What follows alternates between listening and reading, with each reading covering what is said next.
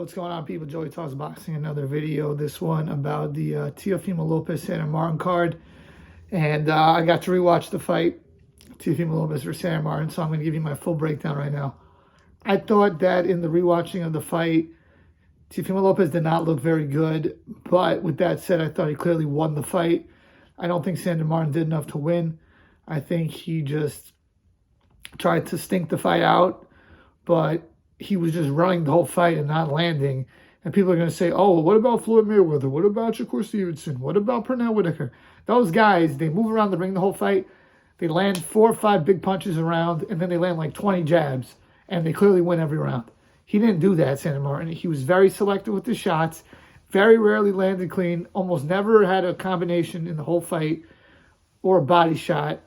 He did knock Teofimo down, and the second one, which wasn't called a knockdown, I rewatched it, and I don't think it was a knockdown. I think it was the right call where he pulled him down behind the head. It's a referee judgment call. But even with the second knockdown, I gave, even if you put that you have 2 rounds for Sandor Martin, and then I had, 1 other round in the fight. That's not enough to win. I thought that Teofimo Lopez won in an ugly fight. But I think the bigger picture is that Teofimo Lopez did not look very good, and I don't know if he's ready for the top of the division. I don't think he's ready for the guys like Regis Progress and Josh Taylor, or even Jack Catterall. I'm not sure he wins those fights, so maybe Jose Ramirez. They those are all possible options, but I think he needs some fine tuning. And I think Teofimo Lopez, and I hate saying this because I like his father a lot, he needs a new trainer, or at the very least, he needs a new voice in there, because it seems like things have gotten stagnant and things have hit a wall. I think that they need some new direction, a new voice in there, because for him to say stuff like, do I still got it? Like, I didn't knock this guy out. Do I still have it? It's a little bit, odd. And that's one thing I always talk about on the show. You never know how someone's going to deal with the success. And when it comes to Teofimo Lopez, the success of Lomachenko fight has come back, I think, to haunt him potentially. And I think it was George Kambosos who said that in the build-up to their fight. The week of the fight, he said, these belts are your curse.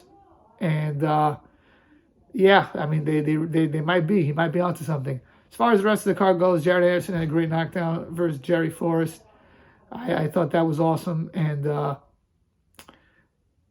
Zayas did well as well. Even though he didn't stop his opponent, I liked what Xander Zayas did.